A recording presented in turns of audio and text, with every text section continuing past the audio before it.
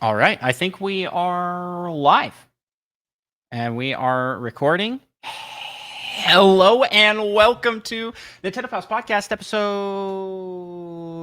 270 something or other. And tonight I am joined by the wonderful and fantastic Barry Carenza. Woo! Welcome in, Barry. Thank you for having me so much. You are, I believe, our most recurring guest on this show, and every time we have you on, people always talk about how cool this guy is. He's just a fascinating guy. Well, You don't have to lie. It's okay. if you like Barry as much as you say you do, you should go check out all of the projects Barry's working on, where you can hear his lovely voice all the time, over on Nintendo Fuse, over at Premium Edition Games, and yeah. Any other projects you want to shout out? I guess you're you do like 3 podcasts. Yeah, we're Uh, taking a little break on the premium playcast right now, just because so much is going on. But I I I just try and do what I can do, and anywhere wants to take me. yeah. I've had the pleasure of joining a lot of different groups, and I'm honored to be here once again.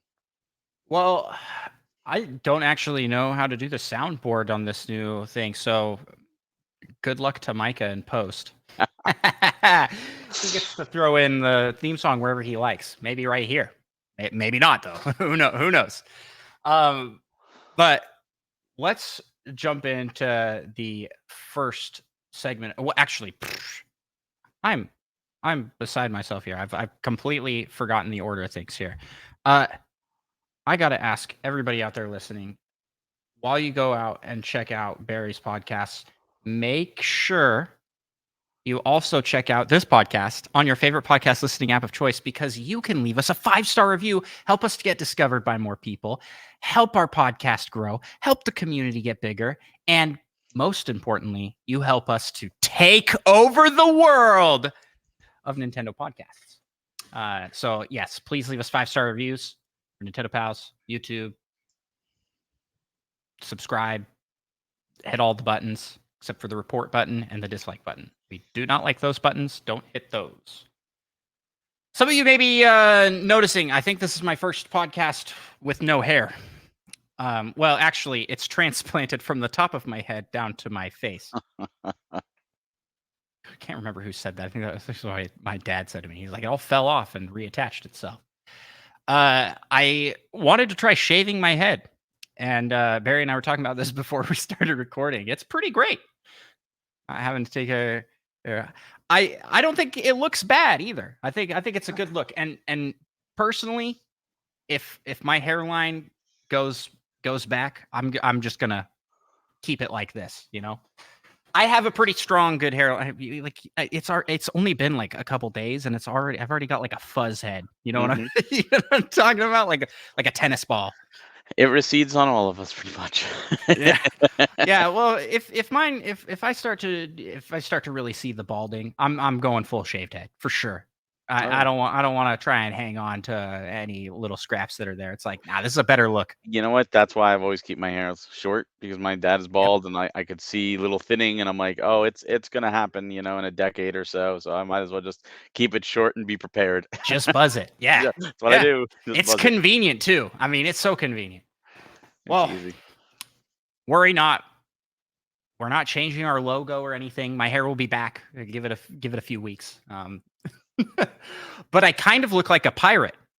And so tonight we're going to be talking some pirate stuff. That's right. Stay tuned for the pal topic. But before we get into that, let's get into the first segment of our show and let's talk what you playing. Barry, since you're our guest, I'll let you go first. What have you been playing lately? What's on your gaming menu? Lately, currently I'm going through Rise of the Ronin on the PlayStation.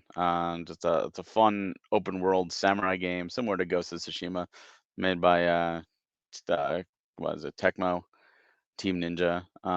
It's a lot of fun. It's not the most graphically impressive, but it doesn't bother me. I just really like it, and it's a cool story, cool combat, fun world to explore. So I'm digging it. Previously, I did Dragon's Dogma 2, which I wanted to love that game so much because I loved the first one. and I quit about 33% or so into the game. I couldn't take it anymore. It's very archaic. Oh, okay. Like I'd heard I haven't heard much about Dragon's Dogma 2. The bits and pieces I heard were like it's very interesting. It's very different. It's oh, like it's different. It's got a good story. It's got good characters. All that's fine. But then it's got some things that are just like if you enjoy quality of life, this is not the game for you. So if you like fast travel in your open world, you can do that if you have an item, which is very, very hard to get in the game, but you can pay them to get the item. So you could pay extra money. So if you enjoy giving Capcom more than $70, then it's great.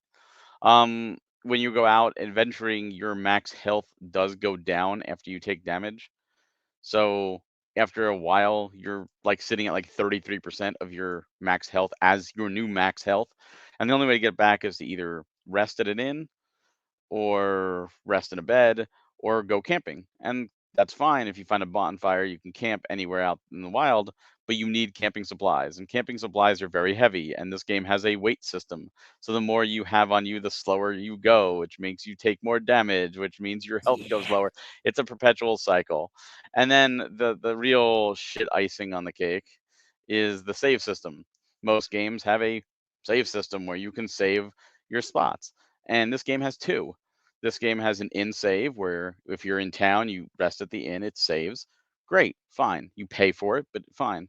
And the second system is great. You push start and you hit save and continue, and it just saves anywhere you want. That's a fantastic system. Oh, but then there's an autosave.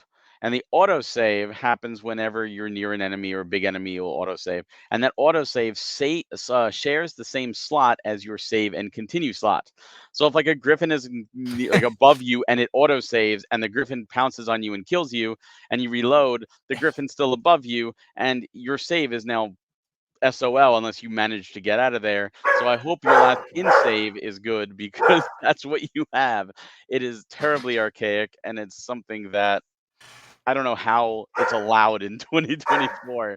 Like it's something I guess they're trying to be harder, but that's unnecessary, I believe. Yeah. Um, and then Sorry, my before that, dog going crazy that's over here. fine. He's very worked up about this. He's not happy. He's like, they dare call this a dogma? Yeah. And then on the Switch, I just finished Princess Peach Showtime. Uh, with Oh, how are you? How'd you like Princess Peach Showtime? I did like it. If you're a completionist, this is the worst game ever. Do not 100% this game. It is not worth it. The levels are fine if you just want to go through them, but they have unskippable cutscene moments in every level. And if you miss one thing, you can't go back because this game has locked sections. And sometimes it's just, oh, you missed getting it in the jump. Too bad. You want to go back? You have to restart the whole level to get it again. And that could involve sitting through minutes of cutscenes, which doesn't sound like a lot, but there's 30 levels in this game. Yeah. So, it adds up. And then at the end of the game, you can use those extra star bits to decorate the castle. So you don't need them all. And it's like, oh, just for cosmetic, I don't care. But I did enjoy it. I thought it was very novel. I thought it was neat. I thought the bosses were very creative. Is it the best of the best? No. Is it the worst of the worst? No. It's an average game. It's fine for families. It's fine for anyone just wanting a little slice of the Mario universe. Um, it's not gonna win any awards, but I enjoyed it. Well, I have yet to play beyond the demo. However, we have it. My kids are playing it. And my son was telling me all about it today. And how he was like, "This game's so great." He's like, "It's super worth it because there's multiple levels to the theater." So I guess Yeah. in his mind, when he played the demo, he thought, "Okay, this is gonna be it." Oh Obviously, no. he didn't see the staircase apparently, Yeah, but there's 3 levels per, job, or costume, and there's 10 costumes. yeah, yeah. So that's cool. I think the whole game seems like it's very kid friendly as well, which I think it seems like a fun one. So I can't wait to give it a spin, but just haven't gotten around to it yet. I just I like on a whim picked up and was playing Mario versus Donkey Kong Oh, nice. on the Switch, and I think I was kind of like, okay, simple Mario gamed out. And I'm like, I'll come back to this when I have the itch for this kind of thing again. I'll play Yeah. Princess Peach Showtime. Yeah, no, Anything else you want to highlight you've been playing? that's probably it I can highlight. I've been playing other games, but I can't He's got other exactly talk games. about those. Those ones are secret. Yeah. For me, I have been playing a lot of Vampire Survivors Oh, on wow. on Switch. I picked up the Among Us DLC, and I just finished last night unlocking every single Among Us character. And Nice. some of them were pretty challenging to get. Uh, I mean, not like crazily so, but for me, I try and play each time. I try and go for like a different setup. I don't just go for the same thing that I know works every single time. In that game, there's like arcanas, I think is what they're called. At the beginning, you get to pick from a set list of like 20 of them. I have them all unlocked, so you get to pick from a set list of them, and each of them does some thing like, oh, these listed weapons have a chance to freeze enemies. These listed weapons cause explosions.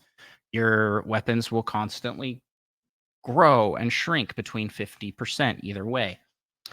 And by picking each of those, I kind of get to this point where I'm like, okay, I'm going to pick this and I'm going to build around this arcana. And then I try and pick ones that will stack nicely together. And that's how I've been playing. So I went for like a freeze run. I went for like a run where it's like explosions. Yeah, it's very fun. I like the game a lot. And it makes me excited for, oh my goodness, premium edition from the direct. Yes. You know the game I'm Scarlet talking about. Tower. Scarlet Tower. Thank you. It makes me excited for Scarlet Tower because Oh, yes. I was like, this one's a me game. Mark this down. Or Scarlet Tower. So yeah. Besides that, I fired up No Man's Sky on Switch again, and I am at a point in that game that I'm not really sure what to do. Like, there are a lot of options, and it's just like almost like too many options of things I could potentially go try and do. And at the same time, I feel very restricted because I just don't have a lot of stuff. I don't have like a lot of money or materials or whatever. And so, like at this point, it's going to be a grind to get materials and money, and that just isn't that fun to me. So when I fired it up, I played around in it for a little bit and was just like,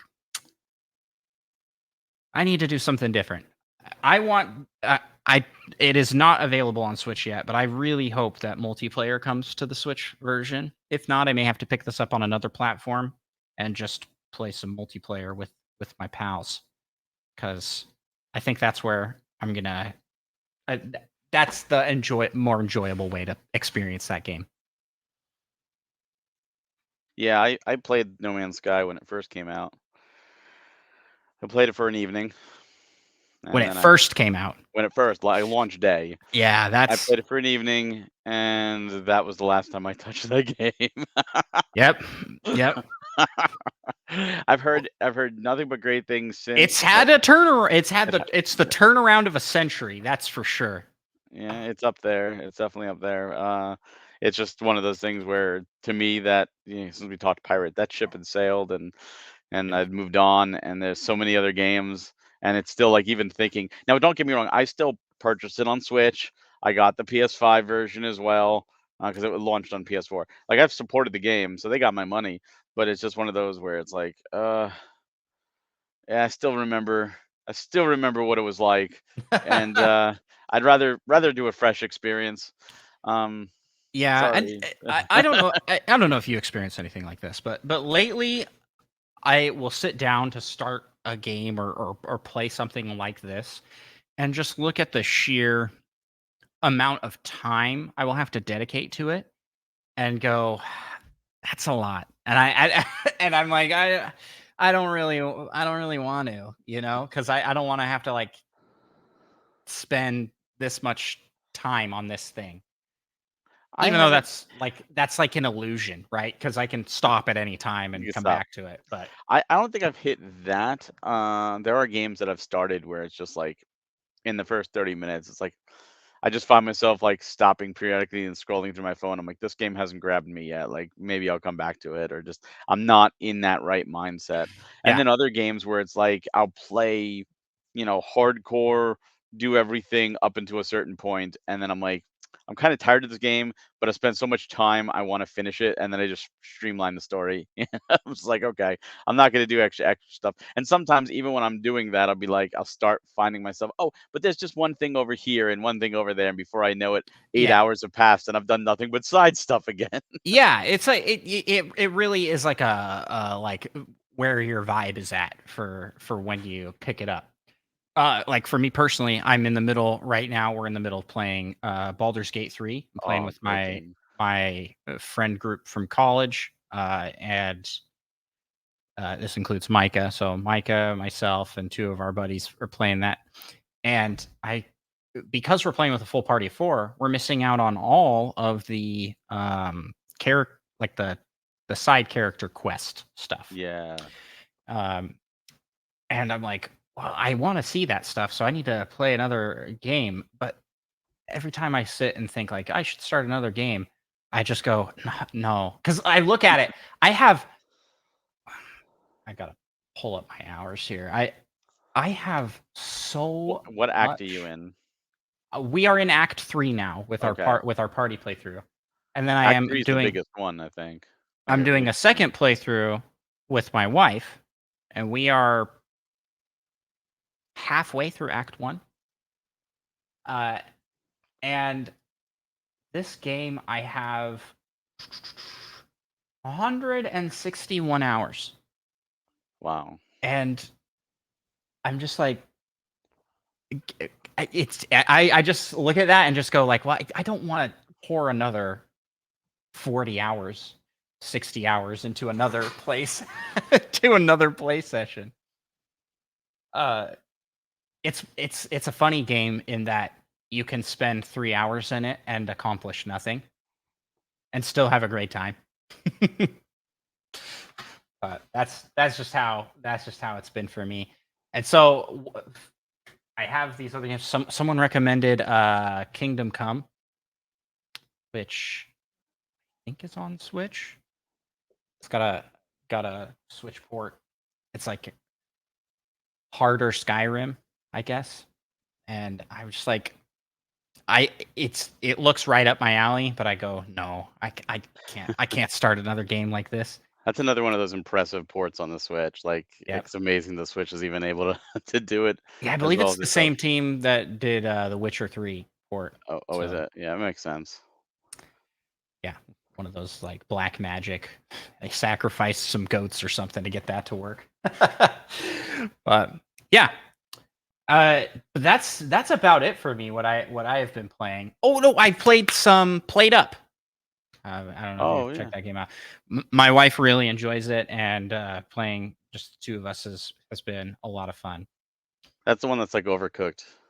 Yeah, kind of like Overcooked, but it's more like Diner Dash. If you ever played that Oh, game yeah. back in the Yep. day, yeah, it's more like that, but with a little bit of Overcooked flair to it.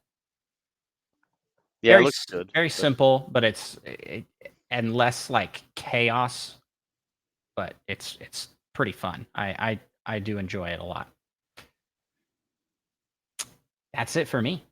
Well, I think with that, let's move out of what we've been playing and let's move into the next segment of our show. Let's talk some Nintendo news. Well, very since we last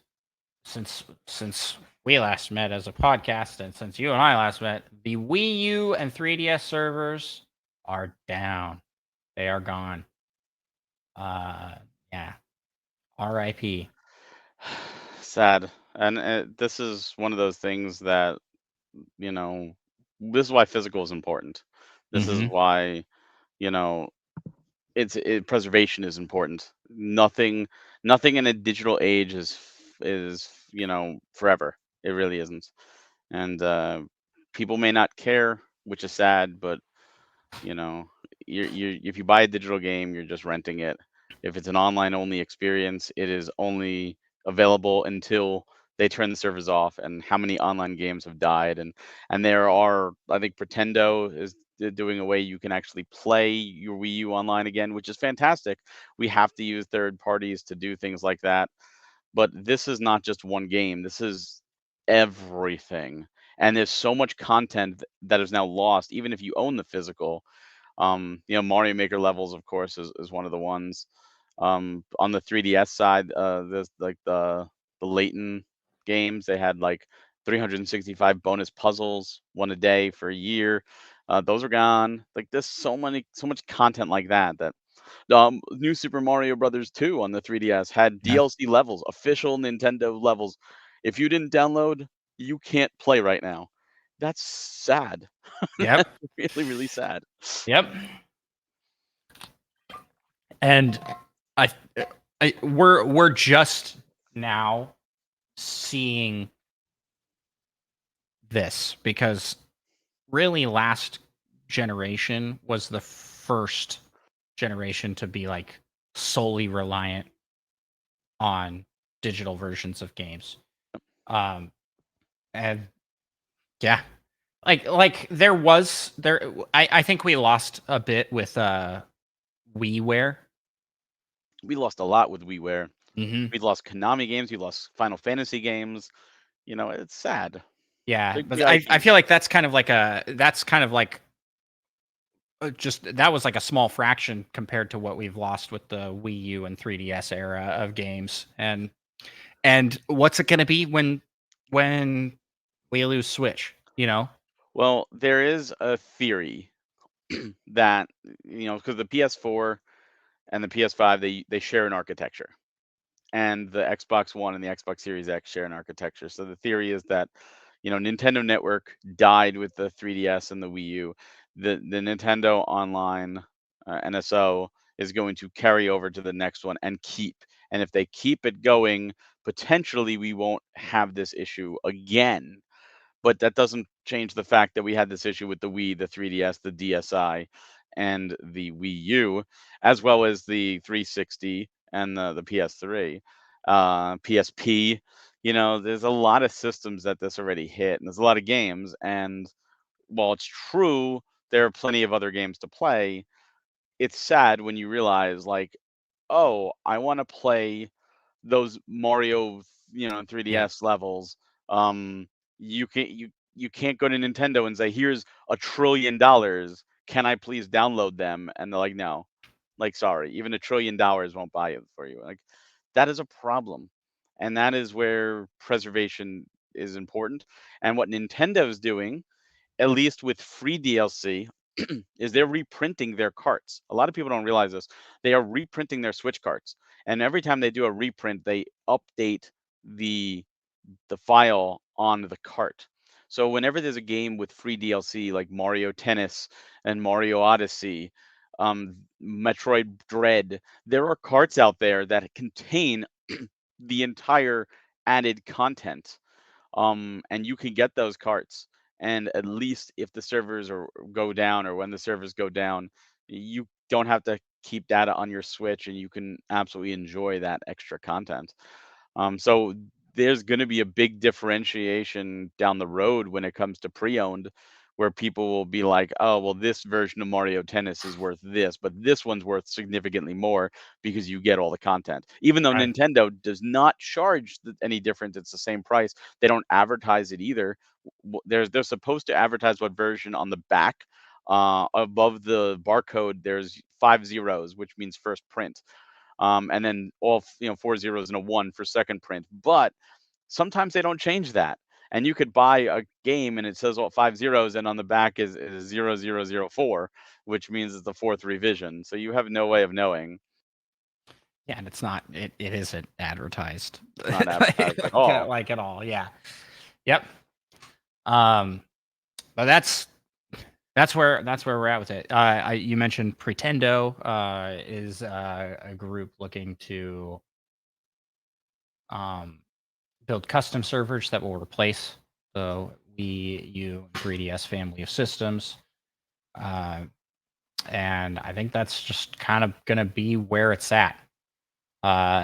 If some of these games will be lost to the void, people can pirate them, and then Nintendo will issue takedowns to those, and will and the cycle will continue.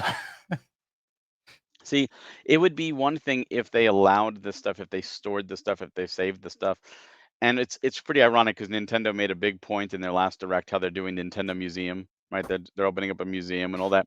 Yeah, That's a whole point of a museum is to learn about history and to preserve history. It's to show this is, important facts or important articles or important artifacts of human civilization, or in Nintendo's case, Nintendo's upbringing, um, and to preserve it and to show it and to educate and to teach. And then you go ahead and you let content, your own content, let alone third party content, dissipate. yeah, Now, I'm yeah, sure like those Mario levels are backed up on their servers. I know they are, but we don't have access to that. So hopefully they do some kind of new Super Mario Brothers All Stars, for example, and include those levels, kind of like they did with the e-reader levels with Mario 3 on the GBA, which was nice to see that they did that. Although those are from on a physical card, so technically you can still buy the e-reader cards and you can still access those levels. It's just nice that they're doing little things like that. So hopefully they continue. yeah. Well, and the thing that would be really nice is if there was just like a true open library, especially Oh for yeah, these little games, even if it's a service like what we pay for with NSO, and so right? Um, which they are still adding to. I think we got 3 yeah, new games just yesterday I think it was. yesterday, today maybe? Yeah, Yes, it was yesterday. Yeah, yesterday. yeah, yeah. And one of those was Wrecking Crew 98, which I think was pretty cool. Yeah. Um, but with uh, but that's just a drop in the bucket for the Oh yeah. library of games, right? Like there's so much available. Well, I mean, yeah, yes, 100%. They can't, and of course, like stuff like, and there's emulations that does exist, but with like the NES, for example, they only have access to their games, and Right. not even all their published games. They published a lot of games on like the Super Nintendo that they may not have the license for anymore, even though they published it. The license might have expired. So they have to go and get these licenses, and that takes time and that takes money. And what I think most people are hoping for is like the Switch 2 NSO just keeps going. So like in the Switch 2, if you have NSO, you could download the Nintendo app and just keep playing, and they just keep adding it because both systems can support it. Oh, man, That's great. what I want to interject here and say, like, man, I really hope that they bring Virtual Boy games. That was These a are missed games. opportunity on the 3DS, let me Yeah, tell you. these are games that like even without like the actual 3D functionality would be cool to Yeah. play. Would be cool to they're pieces of history. There is a 3DS emulator for Virtual Boy that works with 3D that you can, if you like mod your system, you can get. I don't have a modded I don't system, either, but but yeah, that would be like cool. someone did do it. But you're right. There's a lot of Nintendo games that have never gotten re-released, and the only way to play them is in the original hardware. And ideally, a giant library would be fantastic. The problem with library as a service, which is what NSO is if you stop paying, you lose access to the library, and that library is still hosted on a server. That library is not downloaded to your or it is technically downloaded to your system, but you can't access it. There's a key. So if there's a way for them, even if they said, look, $200 and you get access to all the NES games legally that we keep adding there, or Yep. $200 for NES, SNES, whatever. Like it might seem high, but as long as they keep adding to it and you get it natively on your system, it's still digital, but at least it's native on your system. You Right. can play it without an internet, you can play it without checking in. That would be nice. But Yeah. there's so many games that we can't play legally at all.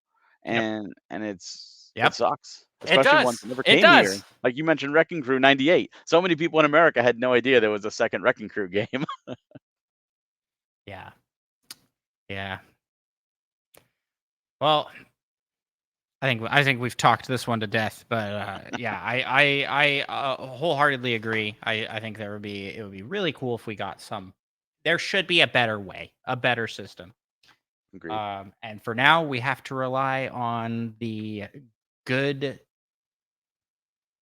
of others to kind of keep things alive. And that's from people like Pretendo, people like Premium Edition Games.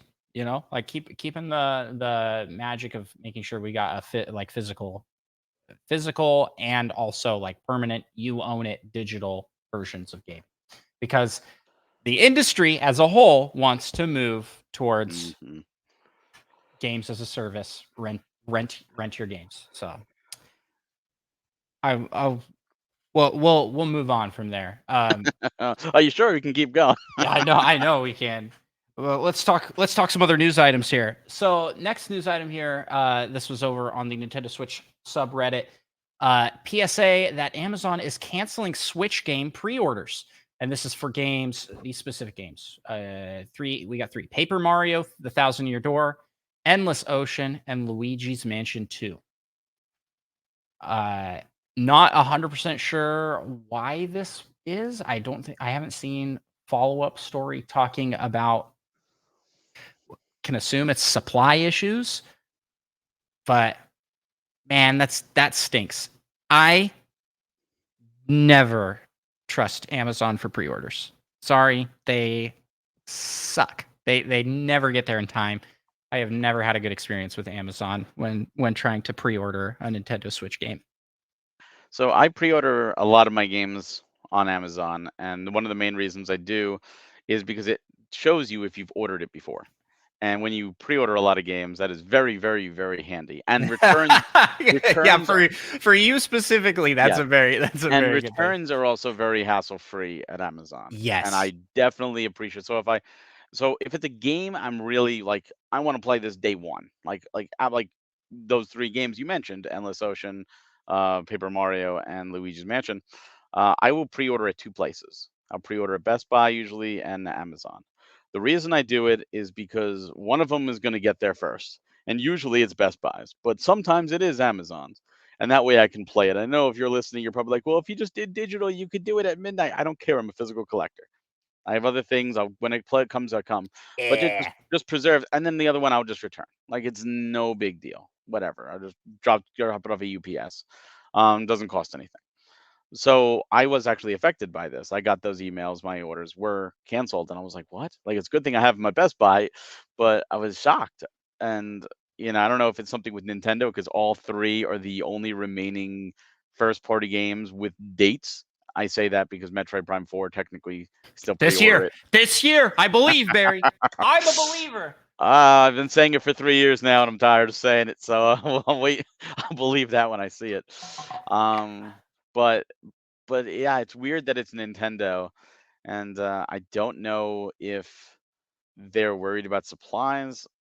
Because you would think that Amazon would order more than enough, like to for in stock, Yeah. and especially Yeah, pre-orders. for Amazon. Yeah, for And sure. you have pre-orders, so this isn't like speculation. Like, oh, if we order 10,000 copies, will we sell 10,000 copies? This is, hey, we have 10,000 orders already. We should make sure we have 10,000 copies, and then to cancel. And a lot of us pre-ordered it right after like the direct, like when it went live, we pre-ordered it and we still had canceled. So Yeah. and it says not available. So I'm wondering if everybody got it canceled or the majority got it canceled. This isn't the first time they've done something like this. Zelda Master Edition for Breath of the Wild was a big one that I escaped and I got my copy, but I know other people that had theirs I canceled. remember that being horrible. It was Breath of horrible, the and it Wild. went up at Yeah. like 2 in the morning or something Eastern time, or like, it was ridiculous. Yeah. But yeah, there's all these. It's all speculation at this point, but it sucks.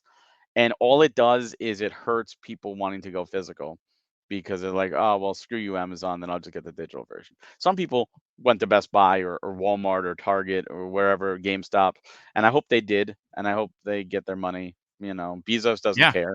He wipes his ass with $1,000 bills anyway.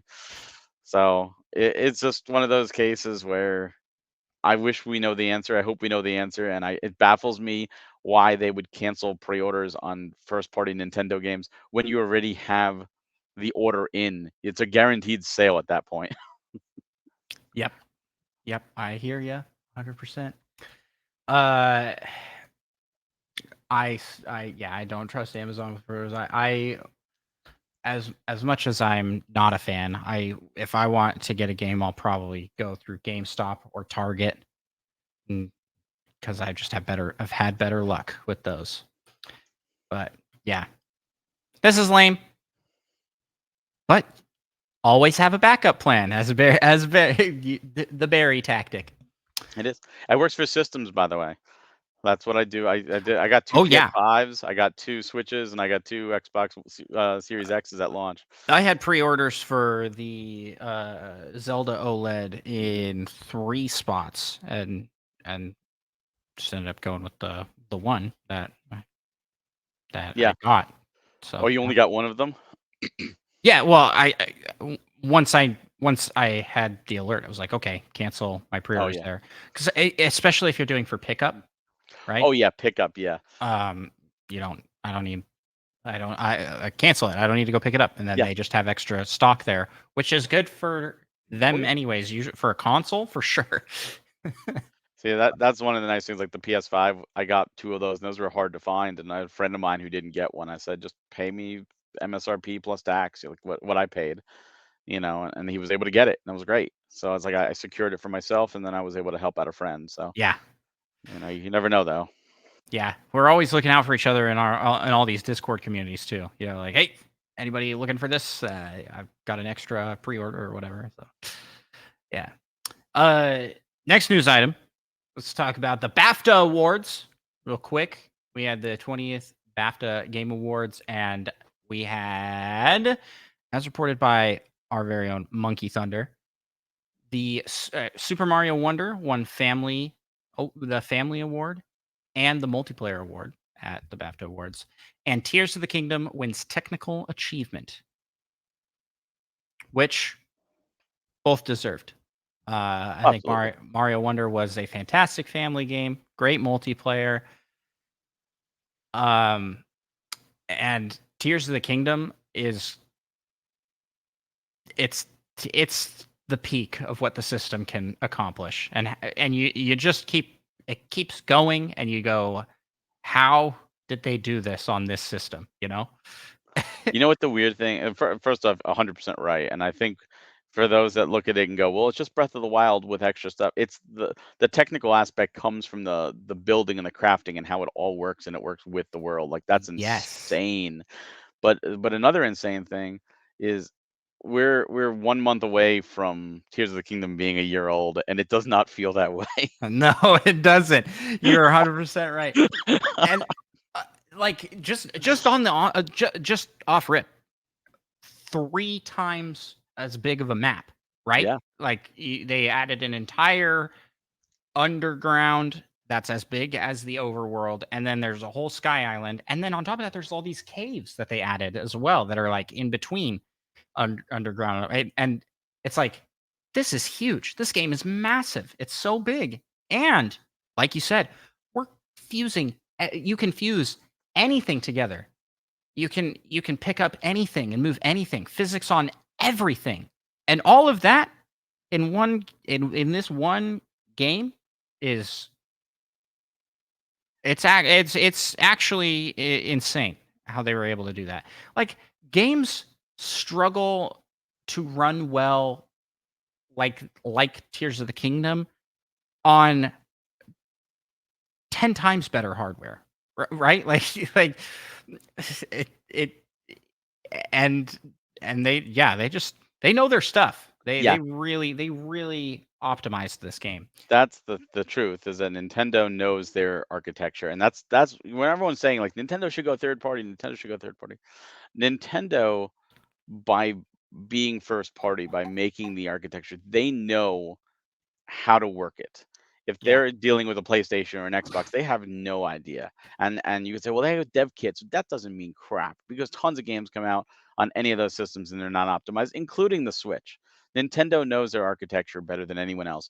People are talking about how games are now 150 plus gigabytes, and like Zelda games, Baldur's Gate 3. all this, and Zelda fits on a Switch cart. Yeah. A Switch cart. That game is massive. How Yeah. Mario Odyssey is like 8 gig or something like that. Game is huge. Yep. How are they able to do this? And the other ones, oh, well, the graphics are better. What? No, no, they don't. They're just not optimized. When you code, you can code many different ways. It's just like English or any language. You can say something with few words or a lot of words.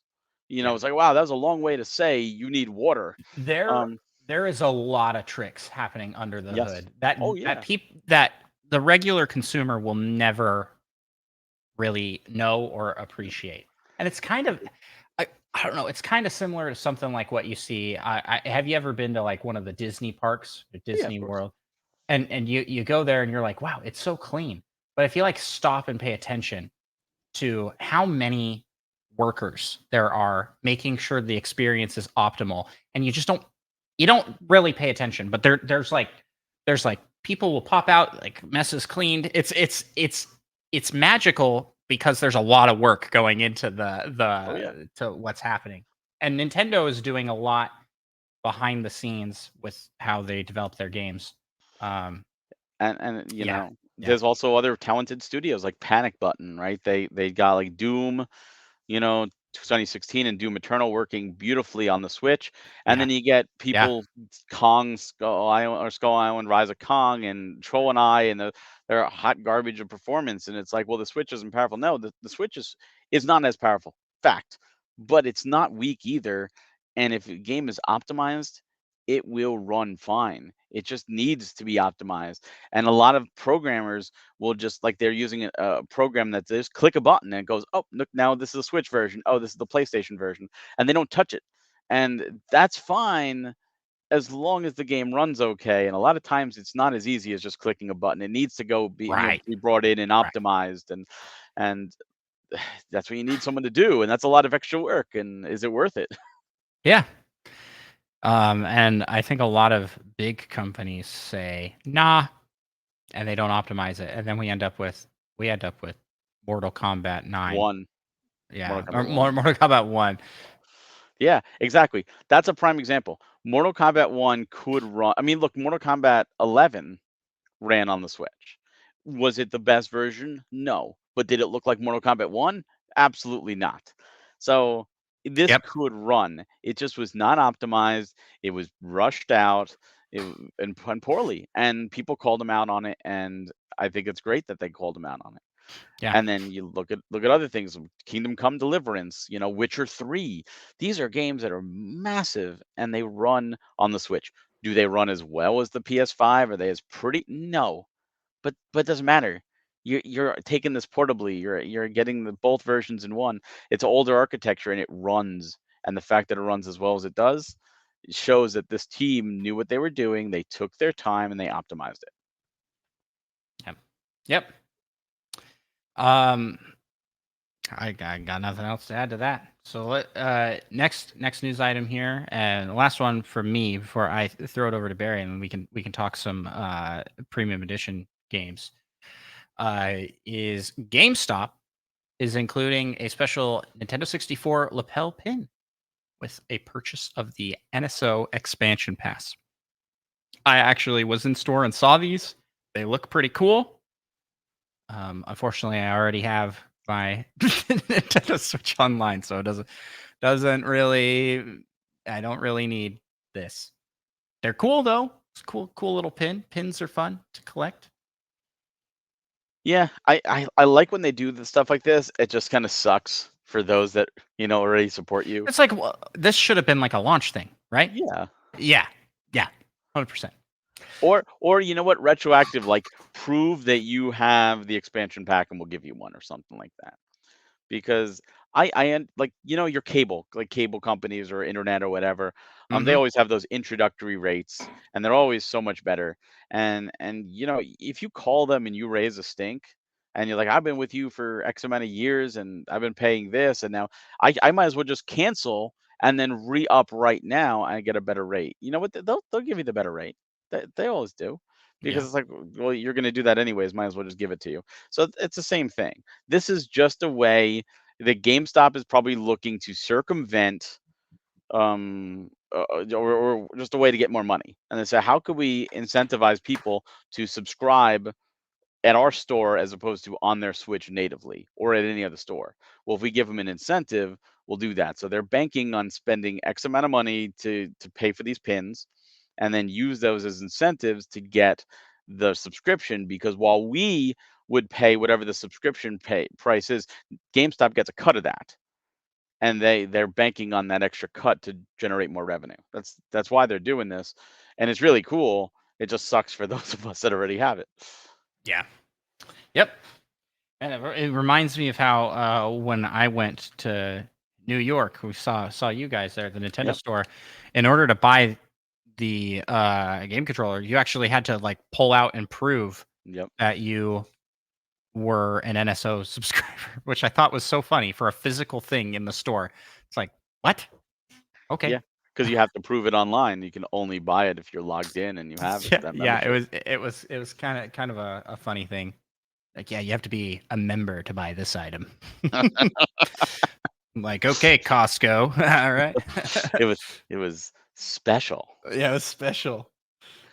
Well, that's all I got for news. But let's talk about some premium edition announcements, because you just couple weeks ago Yep. just launched the spring premium edition direct. Where Nintendo's let us down, Premium Edition will not. They'll always come through with their directs. But Barry, I want to turn time over to you. Maybe highlight some of the. I don't want to spoil everything here. I'm going to put a link to this to the presentation in the description of this episode. So check down in the links so you can see the full presentation. You got like an hour of content announcements and updates. But throw some of the highlights, Barry. What are you excited to be talking about Sure. this go Sure. round? Well, obviously, Series 8 is launched. Our next series of Switch titles. We got 3 this time. We got the amazing Gordian Quest from Mixed Realms. It's a deck building tactical RPG with a lot of Dungeons and Dragons inspired elements. It's got over 700 cards, 800 abilities. It is a massive game, 20 to 30 hour adventure. And it also has a roguelike mode, so you can always play something different. But it's not one of those where it's like, oh, deck building, all these cards, I got to build it. It's not that complicated. You get to pick between 10 heroes. Each hero has 4 different decks you can choose from, and it changes how they play completely. You know, it's from an attacker to a healer to a defender style. And then as you play, you get skill tree points, and some of the things you can unlock are cards from those other decks. So you don't have all these cards to pick from. You have a small deck that you get at the start, and then you can slowly add to it at a very, very, generous pace. And then on top of that, you can also upgrade the cards. So instead of getting 5,000 cards, you now can upgrade each card 4 times or 3 times, really, 4 different versions. So your attack that does 15 damage, you get upgraded to do 20 damage now. So you're not adding a new card to the pile, you're just upgrading. Also, there's equipment, and some equipment will give you new cards for your deck as well as enhance those cards. And it's really, really interesting system, beautiful graphics, just a phenomenal game. If you love RPGs, I highly, highly implore you to check it out. That's available right now for pre-order. And then we have Tadpole Treble Encore, talking about older games. This is a Wii U game. This is a Wii U digital game that Yep. launched from Kickstarter. Highly acclaimed. You can no longer download the Wii U version. It is gone. But they brought it to Switch with added bells and whistles and modes and This game levels. has a fantastic soundtrack. Oh my God, the I soundtrack. mean, you would think, with its name, but yeah, it's actually really fun. Very very great little game. Did you review it or play it or? I've messed with it. Yeah, but Yeah, it's yeah, it. I've listened to a lot of the music for sure. So Oh, the soundtrack is phenomenal. Like, it's all original compositions. And this is a platformer. This is a rhythm platformer. Challenging, fun, and then the best part for me is that you can make your own levels, which means you can make your own music. So it's like Mario Paint. You get to make your own Hmm. music, and then you get to play through the levels, and it's just a ton of fun. A lot of replay. So that's also available for pre-order right now on premiumeditiongames.com. And then the third game, which is the one you alluded to, which is Scarlet Tower, which I hope surprised the hell out of you when you saw it. Yeah, I was very excited. Yeah, I was like, let's go, let's go. Um, So so yeah, talk to me about Scarlet Tower. Scarlet Tower is awesome. Scarlet Tower is a game similar to Vampire Survivors, but so much more. It's got 7 different heroes, a ton of different abilities and trees and customizable features. It's got a day-night system. It's got so many hours, almost infinite hours of play time. On the Steam version, has been out for a while, and people have recorded over 90 hours of gameplay with it already. This has a beautiful Castlevania-esque art style. It's actually in digital lot check right now for the Switch, so it's not even out on the Switch digitally yet. We will be putting it up for pre-order on the 22nd. And then this is gonna be fresh, so you'll be able to get it physical not too long after the digital does go up. You can get all 3 of these games right now also in a mega pack, so you don't have to wait till the 22nd. You can get all 3 of them. We have the standard, the retro, and we've got the all-in-one mega packs you can get on the website. So that's Series 8. We do have some Kickstarters. So last time we talked a little bit about Crystalla. That is coming to the Switch, but we're just doing right now the physical PlayStation version. It's going into early access in May on Steam. There's going to be a special demo you could register for. But there is the backer kit. So if you missed out and you want that special version, or you want to support them in any other way, you can use their backer kit. And then we had Godshard Chronicles, which took a lot of people by surprise. This is a gorgeous action RPG that's inspired by Mana, Zelda, Lunar. It's got the composer from Lunar and Grandia and Ace Attorney doing the music. It's got guest composers from other games like Final Fantasy XI and Final Fantasy Crystal Chronicles. It's got scenario writers from like Wild Arms. It's just an RPG, or who's who of RPG, classic JRPG. This is a 1 to 2 player co-op action RPG, so it's really allows you to play with your family. Beautiful story, hand drawn animation, and we hit so many stretch goals in this Kickstarter because the Kickstarter did end. One of the goals that I'm super excited about, and this was a goal that I did not know was happening. The developer never even told me. I found out when everyone else did. Was a prologue story, a 5-hour prologue story on one of the characters that is a separate game entirely. That is going to be happening and will be on our physical. So the Kickstarter did end. It almost did 6 times its goal. But the backer kit is open, so you can still back the physical, the Kickstarter exclusive physical for Switch and PlayStation. You can support them in many ways through the backer kit, so I implore you to do that. And then we also have Atomic Owl. Atomic Owl is still Yeah, that live. one It looked is really fun. funded. It is funded, so we're working on stretch goals now.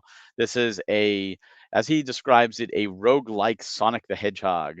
This is a action platformer roguelike I'm all game. for making better Sonic the Oh Hedgehog yeah. games. That's yeah, that's my bread and butter here. We love to really smack on Sonic, and And everybody can do it better than Sega. So well, this is cool. you This can't is you probably can't say that you represent, well, but I can. I'm not y- restricted to say that.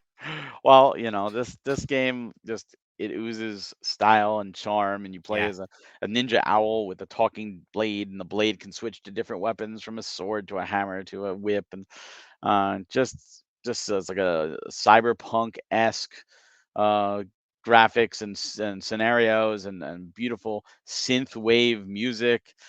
Just a delight of a game. Wonderful developer. And that's still going on as of the time of this recording. So you can absolutely support it and help it hit more stretch goals. So I implore you to do that. There is a physical, again, a Kickstarter exclusive physical from us. And then we also teased a couple games coming up. One was Carl that we had done before, Carl had to have a delay because one of the things we do is we do not believe in crunch, and we do not want to rush our developers as long as they show the same respect to us, and they do.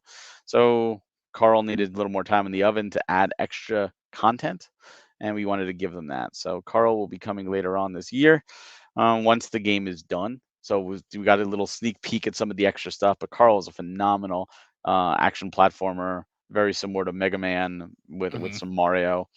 And then Curse Crackers, For Whom the Bell Toils, is Yeah, just this a one was interesting. darling. Did you ever hear this game? Has this come out of nowhere for you? This was out of nowhere for me. This is the first I'd heard of it. Was watching the premium direct. That's the response we got, and I'm It looks sad. it looks great. It is great. Yeah, It is yeah. great. I can tell you, I mean, it's already released on the Switch. We've played it. It is great, and that's why we put it in there. And again, this is one of those, because games. I'm not gonna say games are easy, but games are like to make, but they're easy to publish now. Like they're easier. Like They're so easier many to get people. out onto something. Yeah, Yeah, yeah. because there's no physical, so it's just digital, and there's like 20 plus games. Trust me, I know. Yeah, I've done these streams where it's like, oh, I bought $1 games on the Nintendo Switch. yeah, There are a billion, a billion. and There's the like quality varies. I'll tell you that much. Oh yes.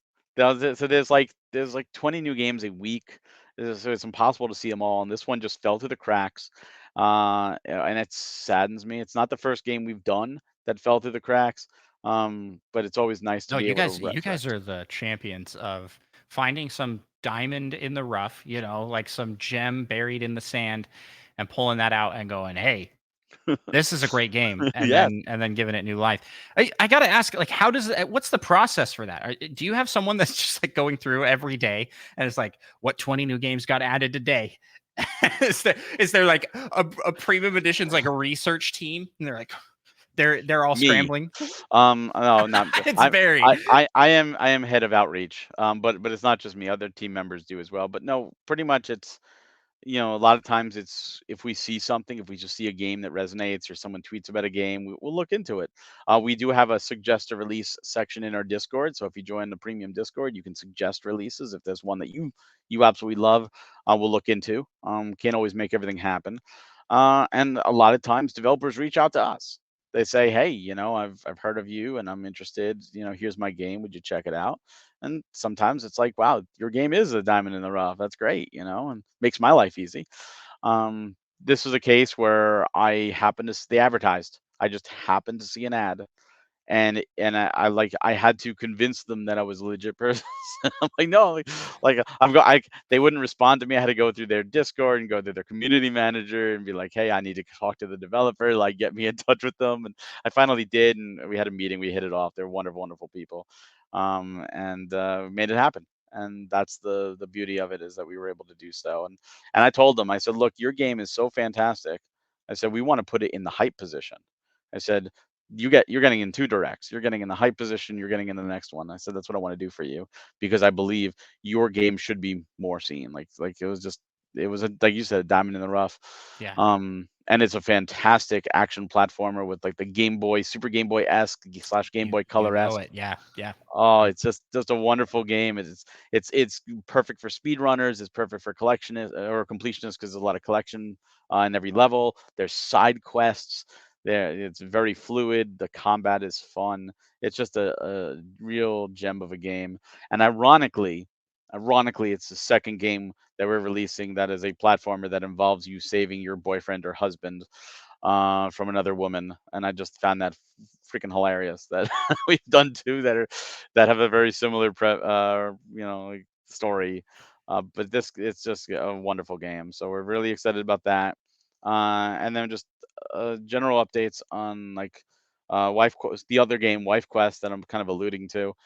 We have the carts. We're waiting for the last few items to come in, and then we'll start shipping those out. Super Dungeon Maker, we're waiting for the final update. They found another bug. Nintendo came back to it with we wanted all this content update. So there's a big update that happened in December. So we'll have that physical out soon. Anuchard and Lonesome Village are about ready for production, and Sunshine is in lot check. Finally, Camp Sunshine is finally in lot check for the digital version, and then once that passes, then we could begin the physical process. But that was not ported at the time of the direct, and since then I've gotten proof that it is on the Switch. Yeah. It's just going through the digital lot check process now. But, So, getting games on Switch is actually harder than you would think. oh yeah. And it baffles me seeing how much garbage is on there. Well, Yeah. we'll see. This is a case where when we signed the game, Camp Sunshine is an older game. Sunshine Manor was being developed with the Switch in mind. So Sunshine Manor is on the Switch, no problem. But then they had to go back to Camp Sunshine, which couldn't just push a button and go in there. We were talking about the Right. optimization. Right. This game had to be redone virtually the entire thing almost to get it running on the Switch. So they had to go back and change it up and pixel by pixel to make it work. And they have it working now. And Yeah. I'm glad they do. So a new audience can play Camp Sunshine and we could get it for the physical. So we just ask for patience. This is something that is out of our hands. It's taken them longer to do. And again, we didn't want to rush them. In hindsight, we probably would have waited to put it up until this Halloween, but they told us it was going to be up and ready, and it took them longer than they anticipated. So we were going based off the information we had. So we do thank everyone for the patience. Yeah. And then something I teased before we started recording. The way I put it is Something new this month. something new this month. So we launched God Shard Chronicles Kickstarter on February 29th. And before that ended, we daisy chained with Atomic Owl. Well, the chain doesn't end with Atomic Owl. Oh.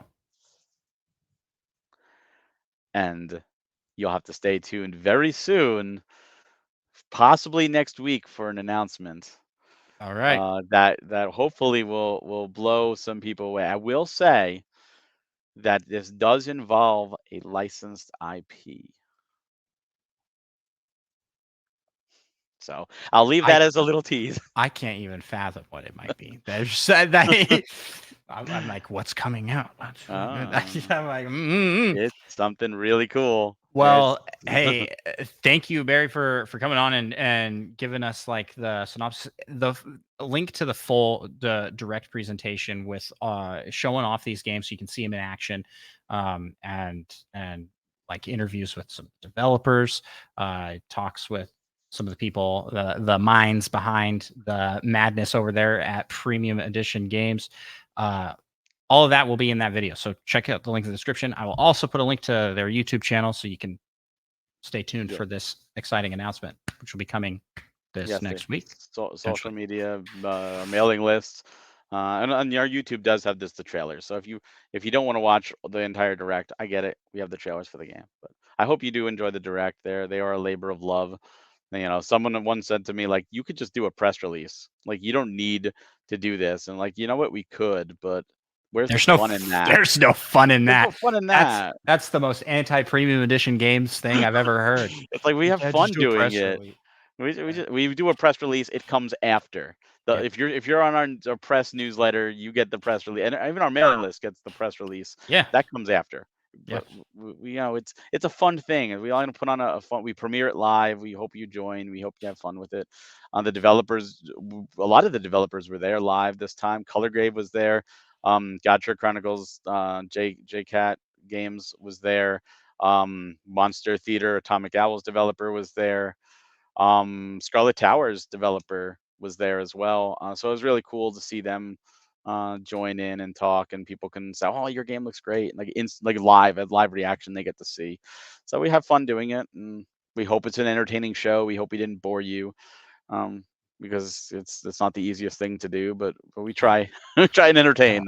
I mean the amount of production that goes into that kind of stuff is insane. And you don't know it until you try and do it. You know what I mean? Oh yes. Well, thanks for all that, Barry. Well, with that, I think we'll jump out of our news section and we'll jump over briefly. Let's check on the rumor mill. And in the rumor mill, we don't really have much to chat about other than Monkey Thunder, who's got our backs here on the Discord, says the person that first reported that the Switch 2 would be delayed into 2025 originally said that there would be a direct in April, and is now saying that they heard rumblings of any direct in April of that there hasn't been any rumblings of any direct in April, and it will probably be late May, early June. How are you? What, now again, it's rumor, and Of course. I was saying 2025 long before any rumors were out. First off, I just want to say that when it happens, I was the one that predicted it. But what do you think? What do you think we'll be seeing a direct here in this month, or do you think we'll be seeing one next month or the month after? What do you think? So, I'm one of those that said 2024 for the Switch. My prediction was summer announcement, fall release. That was my prediction. If there's a delay, there's a delay. But historically, Nintendo, at least lately, since they've kind of taken indies out of the directs and they put them in the indie worlds, I feel like Nintendo really does 3 directs a year. They do a spring, they do a summer, which was used to correlate with E3, and then they do a fall, usually like September. So usually it's a January, February direct, a May, June, July direct, and then a September, October direct every year. Yeah. So a little bit of a wrench thrown in this year because this direct was just a partner showcase. Yeah. This time around, nothing really mentioned first party. Well, that's and if you look at first party, I mean they kind of tagged in the Mario Day, right? The Mario Day was like a mini direct in the sense. You're right about because that. we got some NSO games and we got some release dates. But if you look at all the release dates of all the known games, we've got a game in January, February, March, none in April, 2 in May, and then June, and that's it. That's the first half of this year. And with a partner direct instead of a regular direct, and no first party shown except for Endless Ocean, which comes in May, it kind of leads what is first party doing, because every game that's out is really a remake except for Peach and Endless Ocean. Right. They try and shoot for what? Like it seems like there's a first party once a month. Yeah, which they're on track to, because Endless Ocean is the very beginning of May. It could have been April, and there's another one in May. Back. So yeah. So we can call it that. But since we know nothing past June, that leads me to believe that even if there was a delay, it was intentional, that there was going to be an announcement in June for the Switch 2, and then nothing for the Switch, or very little for the Switch first party, leading up to that big brouhaha to make sure that the Switch 2 had a great launch lineup. And that fits the bill. If the Switch 2 is delayed, which it technically could be, what fills the rest of this year, my prediction is we're gonna see some ports. We're gonna finally see those Zelda ports. Let's get them. Finally. Where are they? It wouldn't surprise me if Xenoblade X, like the team that did Xenoblade 1, that port, I don't believe was the same team that did 3. I think the 2 team did 3, and there was a different team that did 1. What is that team doing now? It would make sense if they were doing X. Yeah. So we could see that this year. We could see other remakes we didn't know existed, or other brand new games like Endless Ocean that have been in development just quiet. So, I don't think we're going to see another new 3D platformer Mario, or obviously definitely not a new Zelda. Or at least I think the next big title is going to be Metroid Prime 4. I can't see anything really. We could get 2 and 3 beforehand this year. We got 1 remastered. We can get 2 and 3 to pad out for 4. So there's a lot of options for what they could fill, and I do think we're going to see more ports or remakes. Do you think we'll get anything Star Fox related? There's been no Star Fox on Switch. It's kind of surprising. Star Fox 64 is on it, and what do you call it? Sure. I guess ports of the Star old Fox games, but there's no like new thing. Even F-Zero got a new thing. F-Zero 99. Yeah. Well, not necessarily. Star Fox did get a new game on the Switch. It just, a lot of people didn't buy it, unfortunately. Starlink. You're talking about Starlink, yeah. It's like Starlink was the best Star Fox game I ever played. Yeah. Starlink is phenomenal. and a lot of people didn't play it because of the Toys to Life. But Starlink is a fantastic game, and it has Star Fox content. It had even additional DLC Yep. Star Fox missions. Like that is all intents and purposes a Star Fox game that just features some other characters. Right. Um, You're right. and You're right. technically the Starlink universe exists canonically in a parallel universe to the Lilat system. That is canon. Nintendo approved it, so it's Nintendo canon. approved it. Yeah, but yeah, I'm wondering if I can't see them porting Star Zero. Fox Zero. I can't see that being a thing. They would have to make some pretty hefty changes. I mean, And they that did one wasn't. Skyward Sword. Yeah, and that one wasn't. I mean, Micah will defend that game to his grave, but it wasn't fantastic. It's I definitely not the highlight of the Star Fox series. I couldn't finish it. It made me sick going back and forth between the screens.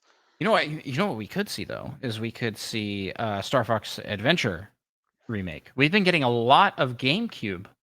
remakes, and that would make sense, kind of. Well, Assault as well was also GameCube. Oh, that's a great game. Love the Well, multiplayer in there. Star Fox Assault was a great first level, and then the game fell off the rails after that first level. Fir- Yeah. the first Uh, level was done by a different team. I'm convinced of it. yeah, the other game that that was rumored and I would really love to see get some sort of remake or port is Kid Icarus Uprising.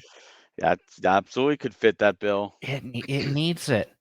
That's an underrated and amazing game. Is Kid Icarus the original's on NSO, but is the sequel on NSO as well? I forget. With I Myth and Monsters? I don't think it is. No, so Can that I- see that's a perfect time to put that on NSO with yeah, Kid Icarus, Uprising coming.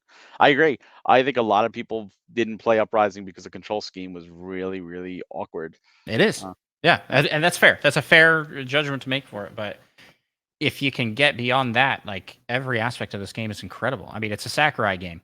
yeah, It's well done. It's I insane. I think it absolutely needs to be, and I think we're gonna see more of that. I mean, I Yeah, think I this is the kind of stuff that we're going to see padding out the Wii U, not the Wii U, you padding out the Switch's life cycle till we get to what I believe is going to be a spring next year release for the Switch 2. I think we're still gonna see him past the Switch too, because look, the PS4 Oh, and for the sure. Xbox One are still getting games, and Sony and Microsoft supported last gen for a little bit.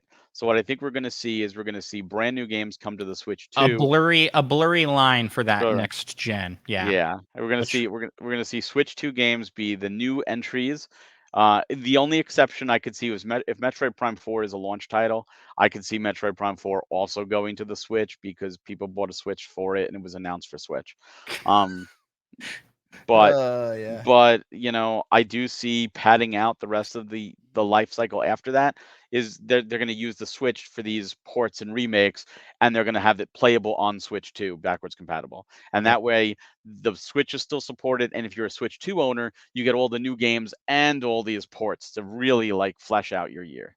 That's the I think that's the way to go, but it's Nintendo, so they could throw a curveball, you Yeah. know? We could get a Well, system that we're like, "Why Virtual Boy 2? What? What are you doing?" I have hopes. I have hopes that we might get a new Star Tropics game now because, look at what Nintendo's done, right? They brought back Famicom Detective Club with a Yep. remake. Yep. No physical, but they brought him back. We got another Code this year. One of those games we never even got in America. We got both games. We've got Endless Ocean, which has been dormant since the Wii, gets a brand new entry, a third game. We're seeing Nintendo go back to a lot of their older IP, their Right. forgotten about IP, and ironically, ones with 2 games, right? Famicom Detective Club is 2 games, Another Code is 2 games, Endless Ocean was 2 games, Oh, you're Star thinking of Star Tropics Tropics is 2 Remastered. games. Oh, okay. Okay. So, And then you've got, Earthbound and, uh, Mother 1. They yeah, don't talk about Mother 3, though, so this is actually just 2 games. well, they're they're at least on NSO, though. So Yeah. they are already on the Switch. Uh, Yeah. I Golden Sun agree. just got Star Tropics should get a remake. Yes. Yes. Golden Sun 1 and 2 just went to NSO. Mm-hmm. 3 didn't because it was a DS, but they're just going back to a lot of their older forgotten about IP, and I love to see it, and I want to see it continue because Nintendo is way more than Mario and way more than It's Zelda. it's a great way to diversify their first party titles with what I would consider to be lower effort than a brand new game from scratch, right? Yeah, I mean it's still these are high effort games, right? Like we're getting the Thousand Year Door remake, and I mean that looks incredible, yes, it and does. there's a lot of improvements and changes to be made, but think about this. You already have the system in place for how the game works. You already have a lot of the art assets that you'll need to like there's a lot less work to remaster a game with the like a true remaster, not a remake. Yeah, And these terms all get overloaded, but what you know what I'm talking about? of A course. a Thousand Year Door versus a Final Fantasy VII remake. Like that's a new game. Yeah, That's a new game. But what Nintendo's been doing is filling in the gaps in their new releases with new titles and series and brand new IP and new entries with yes. these uh rehashes of old games. And some people don't like that, but I just think that they're a great way to fill out. I still feel like I'm getting enough new content Oh, yeah. in addition to those, you know? There's plenty of new games.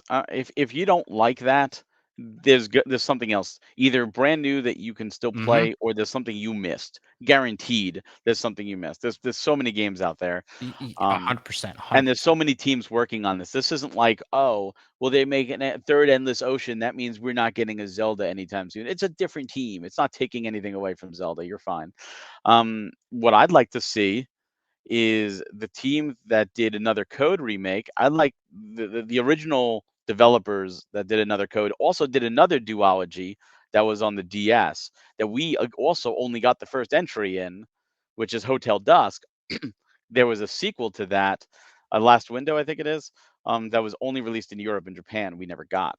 So I'd like to see a Monkey collection of. Thunder in the chat. Hotel Dusk. I love that uh, game. oh, there you go. See, someone knows what I'm talking about. So I have heard of this game. it's I good. So what I'd love to see is that team that did Another Code, because they did a great job bringing those to the Switch. Do those two games and give us the second game for the first time. That's a great game that a lot of people missed. It's Nintendo first party. Let's bring it in. Get a lot of bang for your buck. Another one, Disaster Day of Crisis from Monolith Soft was only released in Japan and Europe for the Wii. We never got it in America. Let's remake that. That's Monolith Soft. Hell, the team doing Xenoblade 1 and hopefully X could also say, "Hey, we're just going to enhance that and port it ourselves and bring that over to the Switch and bring it to America for the first time." And I heard it was a good game. I heard there was some quirks with it. This lets them go back and fix those quirks and make it an even better game. You're right. Yeah, yeah, 100%. And I think that all of these, like all of these, the beauty of them is that be they can be on this system and they can be on the next one, Yep. right? And they just kind of it's like those Zelda HD ports. It's like they're holding these in reserve. They're sitting on things that they could just make, and Well, they did say when the Switch launched that their goal was to have a new Zelda every year. And they did, except for 1 year.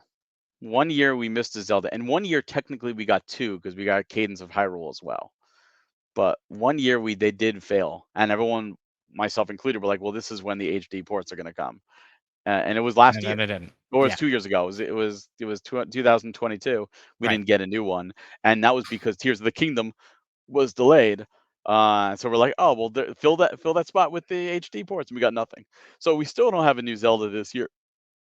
So It's time. it's time. Let's get Yeah. those HD ports in there because you can almost play every Zelda game on the Switch at this point. Oh my gosh. And that reminds me, Tingle. Tingle Yes, games 3 of them never been or 4 of them, released really. There's a in fourth. well we did get We Rosie, but no, we we didn't. Europe got it. we didn't. It's in English, but it's Yes. Europe. America never Yes. got it. Yeah. So I mean, those are great games. And I was one that was playing only a digital, patched version of the the dating sim one. dating sim one, and That was so good. it's so funny. It's like, oh man, Nintendo is like sitting on some like really great games that just never got localized, and it's like, let's do it, bring them And in. how about the fact that with the 3DS killed, we lose the ability to play Triforce Heroes with people online? How about a Four Swords collection with Four Swords Adventures, and Triforce Heroes with online? There's so much Zelda.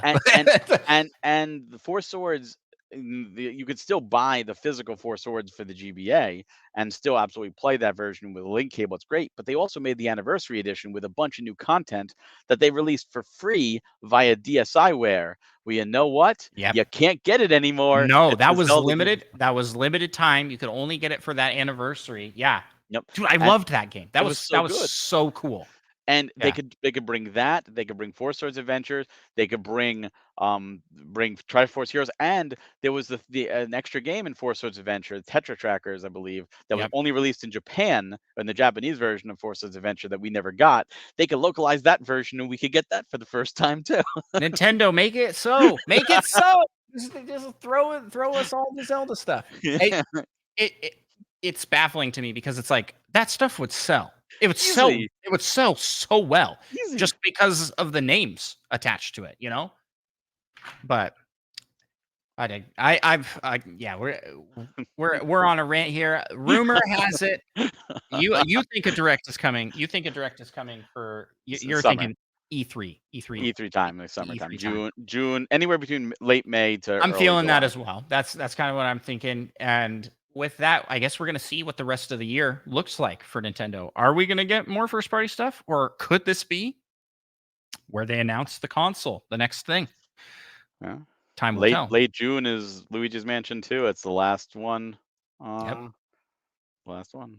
If you, yeah, man, I certainly hope we get a direct before then. Can you imagine Or at we least get timeline. after we get into July and it's like we don't know any. There's There's nothing announced. nothing There's past Luigi's Mansion 2. yeah, yeah. Well, you know what? If you remember last year, we went into last year going to Zelda, and that's it, right? Like we went into it like this Mhm. is going to be a crap year, and then it turned out to be a banger year. And then Nintendo came out with the Mario RPG, Splatoon 3 DLC, Xenoblade 3 DLC, like Fire Emblem Engage out of nowhere, It Yeah, was, yeah. There's surprises in store. Nintendo oh, isn't just like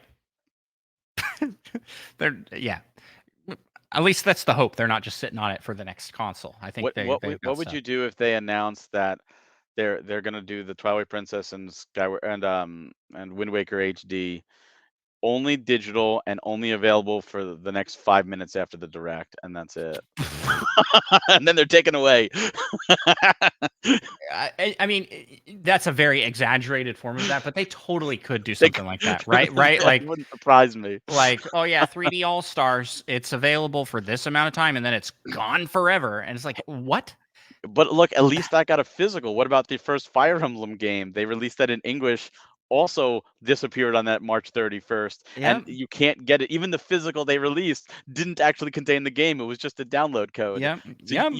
you can go to Nintendo right now, here's $1 billion, and you can't buy that $5 Fire Emblem game anymore. Oh, and we're talking about Fire Emblem. There's like a bunch of Fire Emblem games they could So many. remaster and remake. And port even like all the Awakening and Echoes, Shadows of Valencia, and how about Fates? How about Fates? The third game, Revelations, that is only on the collector's edition cart. Do a whole 3-pack. Boom, Yeah. done. The Wii ones. You got Path of Radiance, Path of Radiance, Radiant and Dawn. Radiant Those Dawn. are impossible to procure through like normal means. They're really They're expensive. expensive.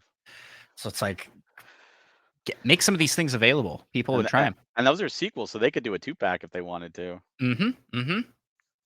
Well, this has been Andros and Barry hanging out in the rumor mill, just wish listing what we want to see come for the Given Switch. Nintendo ideas. I hope they take these ideas and run with it, man. But with that, I think we will move on to the next segment of our show, and that is to the community corner. All right. We only have one question in the community corner this week, unless I missed something rather important. I'll pull up here on the side. And the question is from Presto from Off the Wah, who asks, when will we get Arms 2? Will we get an Arms 2? That's a question for you there. That I think that depends on the Switch 2's control method. I mean, Arms was built around the Joy-Cons and around the idea of the Joy-Cons. In fact, it was shown off during that January presentation to highlight what the Joy-Cons could do. So if the Switch 2 uses Joy-Cons or something very similar, there's a good chance we could see Arms 2 because Nintendo has highlighted Arms. I mean, it was supposed to be in Smash Ultimate originally by default, but then got DLC and Spirits. So Arms is 100% recognized by Nintendo, as a first party pillar. And it did do well. I mean, it didn't sell poorly. I think it sold over 1 million copies. So they definitely put it up to be a new Splatoon. Like that was their hope. This is a new Splatoon, and did it hit Splatoon heights? No.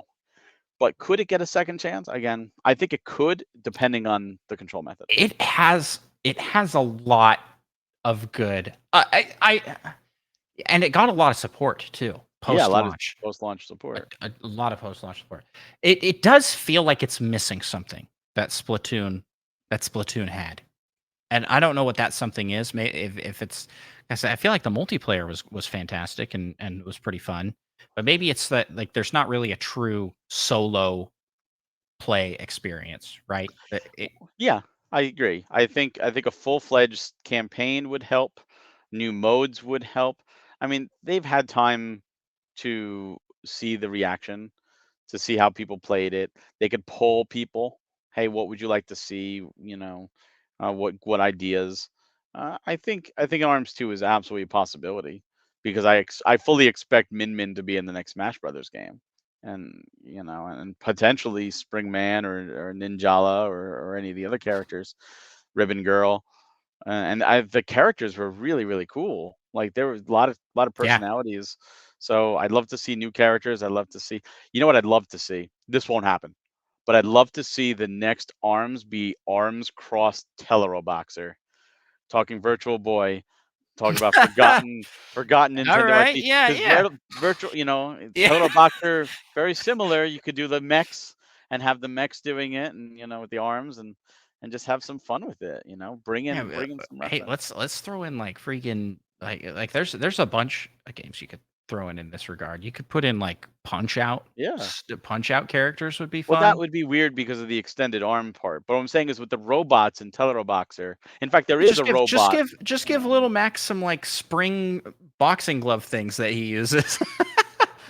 I would love that. Donkey Guest Kong. character. Yeah, yeah, exactly. It's like there's a lot of fun Dalzim things you from could Street Fighter 2. do. Guest character. I'm all for crossover games. You Bad know me. Mr. Frosty from Clay Fighter. Um so my answer to this question is I don't think we're gonna get an Arms 2. I kind of think as much as I like the game and think it was great, I just feel like it's kind of a one off, and I don't think it reached the heights that they're gonna be like, okay, let's come back. They may revisit it in the future, but it's not gonna be like Splatoon where it gets 2 releases on one system, kind of. Well, no, so that's why I said Switch too. Yeah. Next system. But hear me But out. you're right. It depends on the control scheme, right? Does Yeah. does. Yeah. But hear me out. You say one and done, but it had representation in Smash Brothers with Min Min. Well, Star Tropics has 2 games, and Mike Jones has never appeared in Smash Brothers in any capacity. You're So right. You're right. so if a one-off gets into there, then it's real mad disrespect. Where's Mock Rider too? You get Mock Rider in there, and Yeah. Hey, he was rumored to be in there. he That's was. It was in rumors. I remember those rumors. Um Our next question here comes from Ghost over on Spotify. It says, do you like spicy foods? If so, what is your favorite? I have a very simple answer for this. No, I don't. You don't like spicy foods. I have a candy mouth because my mother had a candy mouth, so when growing up, she didn't use spices. I ate everything bland and plain, and her biggest spice was garlic. So I love garlic. So, That's funny. if you made her food and you put like a flake of pepper in it, just a flake, she would be able to pinpoint there's peppers in this. I can't eat this. I could eat it, but she wouldn't. Like she was that candy of a mouth. So my wife loves spicy food. I tell her enjoy. She actually taste tests food for me to make sure, like, is this too spicy for you? Oh yeah, you wouldn't like this, or oh yeah, you could have this. So I am not a spicy guy that way. Yeah, I like spicy, but it doesn't love me back. Um, You're and getting and old. and that's just always been the case. I think it's a problem with my genetics. Um, my mom is half Portuguese, and my dad is Danish, like the whitest of white, like not directly, but like that's our ancestry on that side. Yeah, My dad is American. That's, uh, but and so I think it's this battle of genetics where where yeah, I like it. I will enjoy it, but my body can't handle it very well. So Pepsis I are your do. friend. Yeah, I do enjoy a spicy food, and I really like the flavor of a real spicy food, and so if I could get that flavor without the spice, that's my ideal. So, like, I've had ghost pepper. I think ghost pepper tastes great. I think it tastes really good. Don't I can't do it though, because it just destroys me. But, yeah, that's my favorite spicy food. That's a tough one. I'm gonna phone a friend. Muggles Moo, what would you say my favorite spicy food is? Yeah, phoning my wife. Set here. Phone a friend. Good. Who Well, wants to that be was a of no roommate? help. What'd You she don't say? really you don't really eat that much spicy food. That was your lifeline. You used There it. you go. I used it up, and that's the answer. I guess I just don't eat enough to qualify. Thank you. I guess. Oh, I hard time. But yeah, I enjoy it. I enjoy spicy food. Um, I like a nice, I like a nice curry. Spicy curry is pretty good. That stuff's good. And I never discovered curry until I was an adult. I had never had like curry with rice. Yeah. Yeah, and wow, that's awesome. Um, Thank you so much for the question. Last question here, and I don't know if this is more question or an observation, but we got this one from I gotta find it. I gotta find it here. From Ayla Loves Bidoof is the full name now. She's changed up the name, Ayla. We appreciate that. I like it. Who says, "Did you know that you can take Walmart's cardboard promotions?" I took the Mario versus Donkey Kong one home. Parentheses asked first. So yeah, just make sure you ask. But yeah, I did not know that. I've never asked Walmart if I could take any of their promotional stuff home. I have at a GameStop though. Yes, I have a I've got GameStop. I've gotten some GameStop posters that are pretty cool. And I asked at Target, I was like, "Do you guys ever get rid of these displays?" Because Target has the cool ones, like the Yes, plastic ones. And the worker had no idea. I of mean, course. he did his best to answer my question. He was like, "Oh yeah, maybe I could like get you in contact with our manager." I'm like, "No, it's not that big of a deal. That's not a big of a deal, guy." But man, I've been so tempted. They've got Mario on the Yes, I flagpole. want that Mario I on the I flagpole. want I want it so bad. I want it so bad. I was just like, I just want that in my house.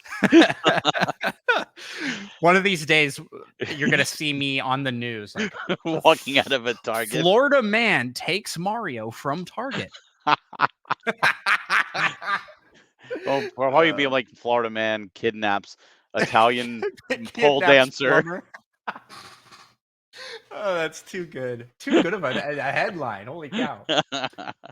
Well, with that, that's what we got going for the community corner. Thanks to everybody who submits questions. If you want to submit a question, you can join up our Discord or you can post on any of our social medias. We try and hit them all. If we don't see your question, we apologize.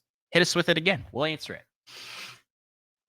With that, it's time for the final segment of our show. Let's jump to the PAL topic. And in today's PAL topic, we are doing pirate stuff. Yar.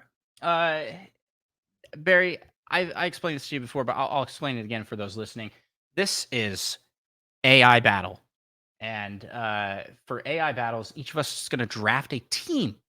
And then we will pit those teams head to head to see which team is the victor using artificial intelligence. For tonight's matchup, we're going to be using ChatGPT to generate a story that will basically be the battle of our two pirate crews. Now, each of our pirate crews is going to have these roles: a captain, first mate, a gunner, the lookout, the cook, and that's 6 navigator and then the crew. And the crew is sort of a multi-person thing. It's something akin to like toads. Like we pick toads to be the crew of this ship, or inklings are the example I gave to Barry. And so with that, Barry, since you are our guest, I will let you go first. Who would you like to draft as your which one would you like to go? Should we go? We can go down the list. Go down the list. We'll start from the top. Yeah. Who's going to captain your vessel? I thought about it and I'm like, you know what, I gotta try and pick ones that you wouldn't pick, or Micah wouldn't pick, because I expected him to be here too. So I didn't want any doubles. So I wanted, for my captain, I want Rex from Xenoblade Chronicles 2, except specifically the older version of Rex from Xenoblade Chronicles 3 Future Redeemed. He's experienced, he's smart, he's seen a lot, he's good under pressure, and I think he can handle my crew. Okay, so we've got Rex from Xenoblade Chronicles 2, but the older version. Yes. From the DLC. Okay, I'm making sure I provide all the necessary info for Xenoblade Chronicles. You can just say Rex from Xenoblade Chronicles 3 Future Redeemed, the older, more experienced Rex, the Chad himself. Yeah, he was quite. He aged well. That guy. He aged well, and he got all three of the girls. I mean, I don't. Yeah, that part was weird, but hey, he's a Chad. All right. Well, for me, I was instantly thinking in the realms of villains. No. And I don't know why I gravitated towards a villain captain. But I'm in the spirit of trying to go with characters that we have not already used previously. I am actually going to go with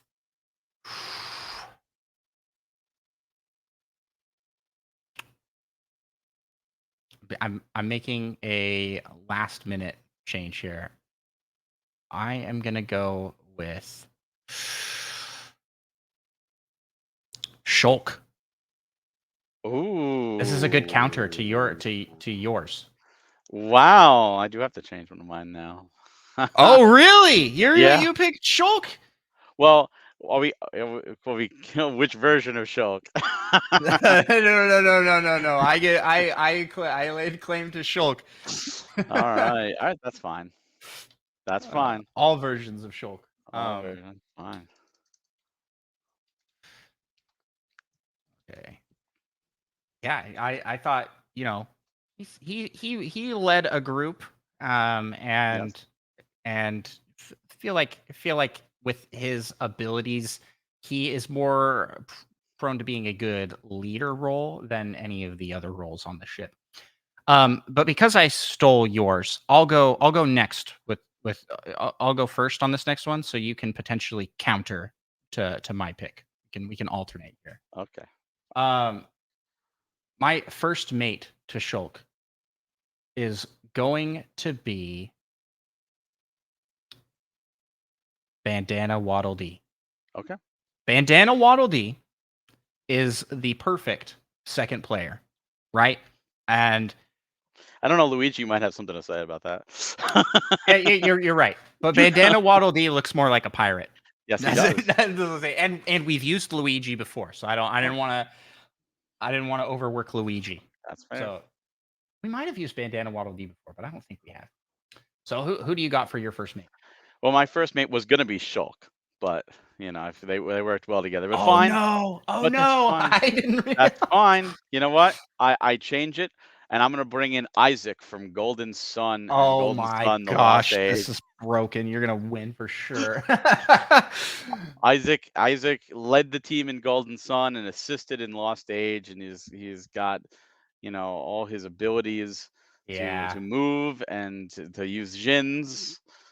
So I figure you know what? If you're gonna take Shulk away, then I'm gonna Yeah, bring in that's Isaac. that's a pretty good pick. Oh, Okay, all so then I right. guess I go now. So Yes. my gunner, a gunner, I was like, oh, what do I do for gunners? There's definitely different gunners, but I figured I'm gonna go with one that I don't expect you to pick, or again, Micah to pick. Akira Howard from Astral Chain. If you want someone good with guns, then how about a sci-fi police force that can use multiple astral chains to switch up their weapons on the fly? That's good. That's a good pick. Um, for my gunner, I am going with Pitt. Ah, yeah. He is the master of lots of different types of weaponry, Yes, yes. and so he is, and and he needs a good leader, right? He's not a leader himself. He's the crew man, and Yeah, I think he fits very well that's a good one. for for this one I here. figured someone was gonna pick Samus, so I'm like, "Oh, I'm not gonna move Samus in there." Yeah, I I'm gonna be honest. I'm not sure who to pick for my next one. I didn't have this is the one I didn't have a pick for Lookout. is See, the look, lookout. this is the last one I told you. I was like having problems with Lookout. Um,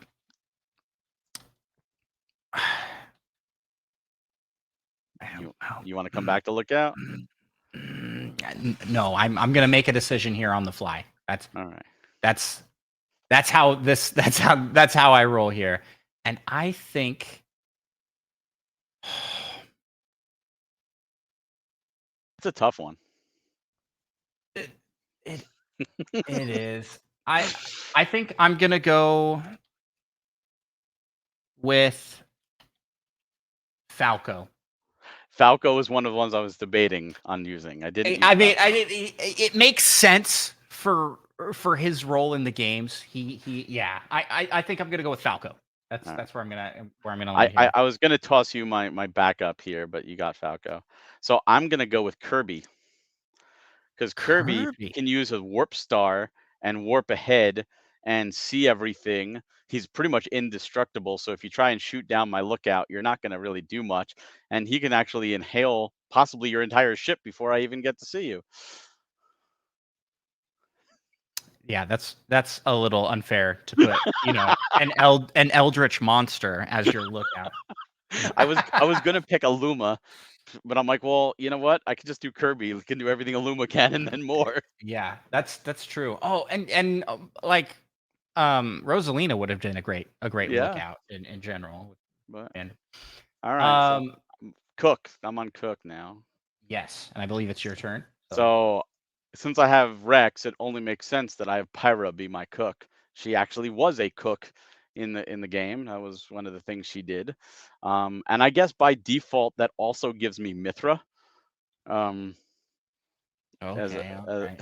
but Cheating here. Yeah, no, I'm just but she kidding. sucked at cook. She sucked at cooking. Mithra sucked at cooking, but Pyro was great at cooking, so I figured that was a safe cook. My cook is, of course, going to be Brock from Pokemon. Oh, there you go, Brock. He's while this is not necessarily canonical to the games, and is more just an anime thing, Brock was like the best chef ever. Yeah. Well, He I mean, he had is in the games though. he had a frying pan that he used as a drying pan. It's like one I of remember that. my favorite jokes. And then I guess it's my turn. It's time for Navigator, Navigator. and I am going with Captain Toad. Ah. I really hope you were asking about using a single toad. I was like, I hope he's not thinking what No. I am thinking. I was asking about Luma because Lumas are a race, but like just one singular Gotcha, Luma gotcha. was what I Yeah. was thinking. So Captain Toad, treasure tracker. He is the ultimate navigator. He always finds treasure. He can't get out once he gets there. You know what? I will definitely say he is a very good tracker and up there. And I wasn't thinking about Captain Toad, but I was thinking about a different character from my navigator, someone who I think is even better than Captain Toad and often forgotten about. Oh no. You're gonna one up me here. What is it? Rob64 from Star Fox. He Oh my mans gosh. the great fox, navigates through fields, Yeah, asteroid fields. you're 100% right. He is Chewbacca Yeah, for Star Fox. he is. Gosh dang it. Gosh dang it. That's a good pick. All right, and then the final one, which is the crew. I'm going with the Nopon from Xenoblade Chronicles. All the Xenoblade games, the Nopon are there. They're talented. They're loyal. They're inventive. They're fighters. They're diplomatic. They can handle pretty much anything needed.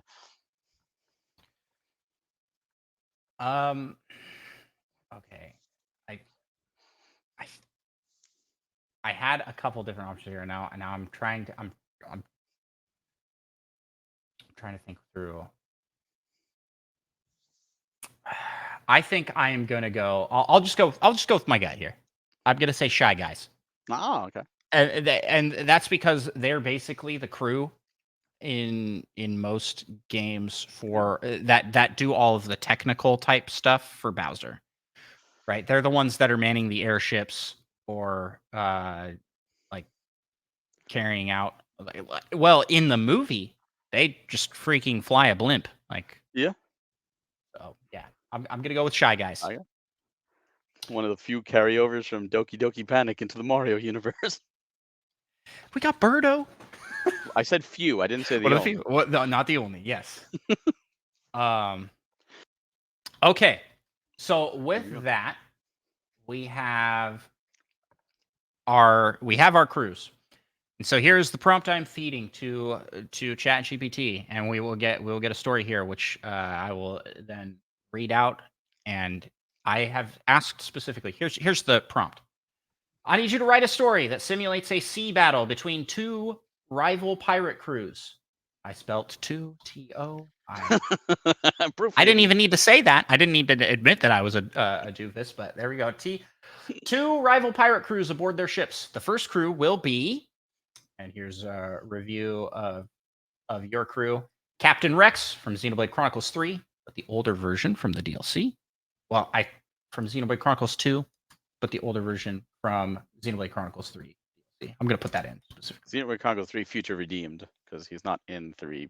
We'll see if this even knows about that. I don't know if the data goes back or goes new enough. But I think if I give it this context, it should be able to figure it out. Yeah. Because I specifically saying the older version from Xenoblade Chronicles 3 Future Redeemed DLC. Your first mate is Isaac from Golden Sun. Your gunner is Akira Howard from Astral Chain. Your lookout is Kirby. I'm not going to put from Kirby. I think it knows who Kirby is. Your cook is Pyra. Will it know who Kirby is? Like it could be like the vacuum cleaner company or Kirby the video game character. Kirby from games. I think given context, he usually does pretty good. Cook is Pyra. Did you say Pyra Navigator. from Xenoblade Chronicles 2? Or Yep. okay. Navigator, Rob64 from Star Fox. Crew, Nippon from Xenoblade Chronicles. Yeah, just normal. And then the second crew will be my crew, which is Captain Shulk from Xenoblade Chronicles 1. First Mate, Bandana Waddle Dee from Kirby. Gunner Pitt from Kid Icarus. Look out is Falco from Star Fox. Cook Brock from Pokemon. Navigator, Captain Toad. And crew, Shy Guys from Mario Bros. There can only be one winner, and it should be based off which crew has the stronger, better characters in it. All right. Here we go. And I said to please put some twists and surprises in the story and have an epic conclusion. So here we go. It's generating. It's generating. Here's the title of our story: The Clash of the Tides, a Pirate's Gambit. In the azure expanse of the Great Sea. Oh, hey, that's Zelda. That is. Two rival pirate crews clashed amidst the crashing waves and billowing sails. On one side, the crew of Captain Rex, seasoned and fierce. His ship, the Monado. Your ship's name is the Monado, slicing through the tumultuous waters like a blade through the silk. On the other, Captain Shulk. His vessel, the Bionis. Oh, interesting. That's an interesting choice for him to have named his ship. A formidable rival, its crew eager for victory. As the sun dipped low on the horizon, let's see how long this is. Okay, it's not too long.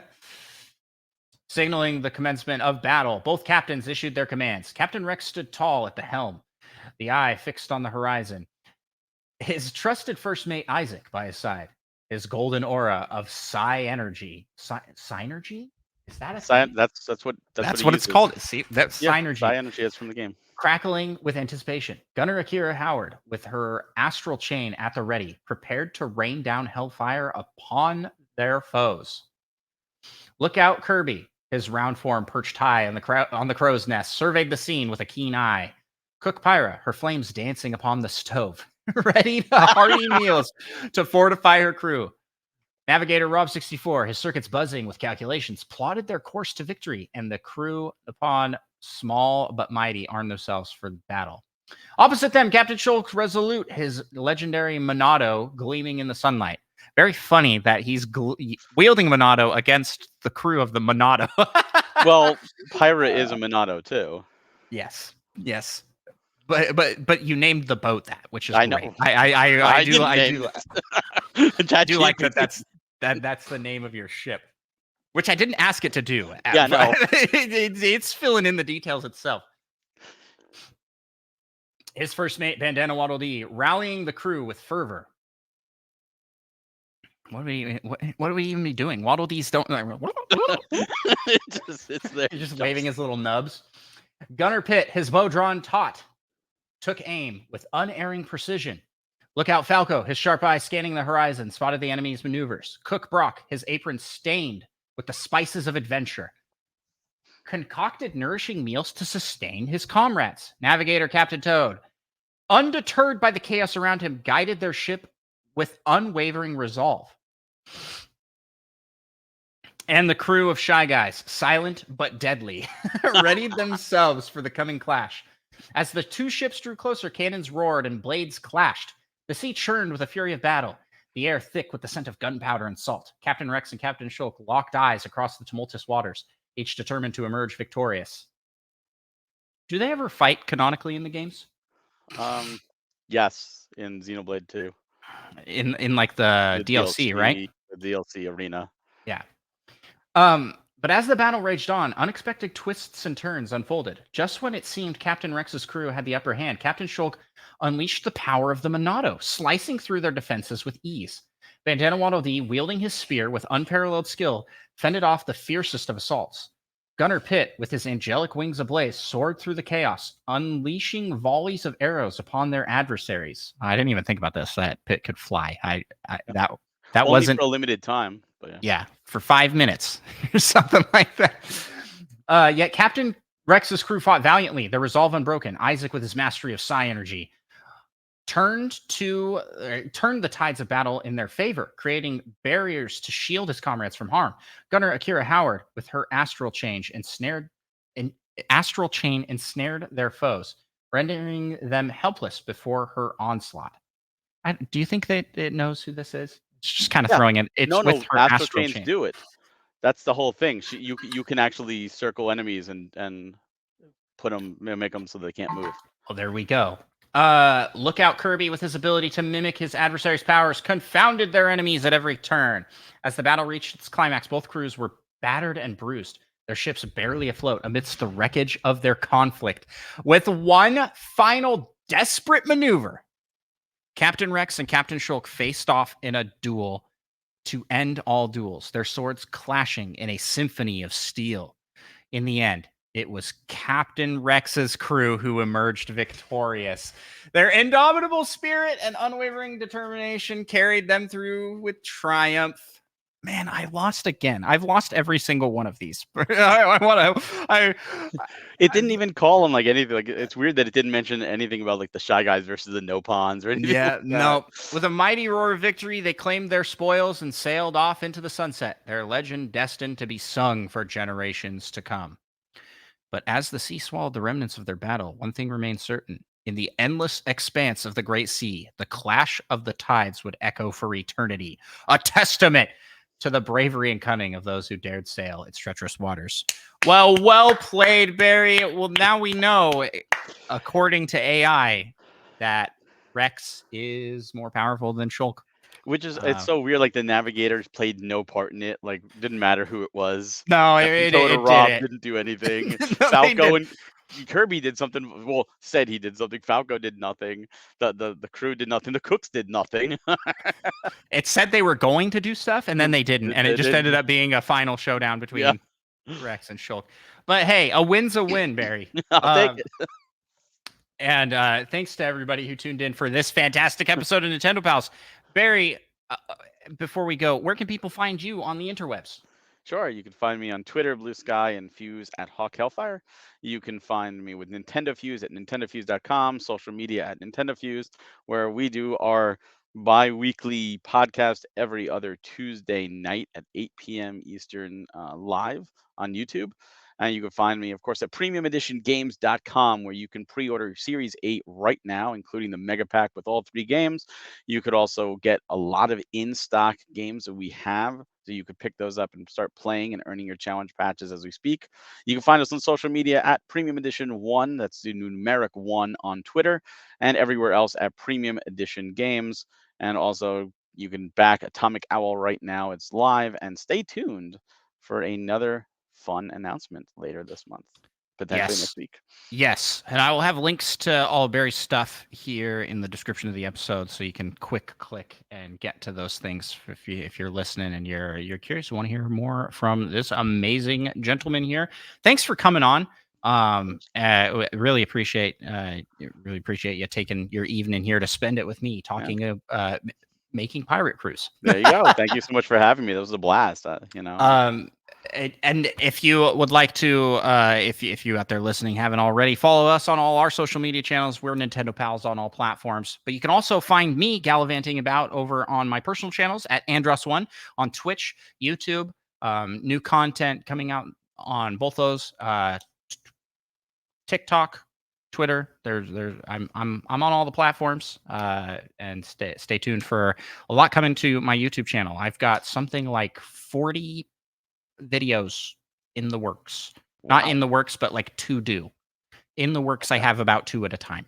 Okay, I was going to say, you're ahead of the game. No, I cannot edit 40 videos at the same time, but I have a backlog of videos to edit, and they are coming. So, so they're filmed though already?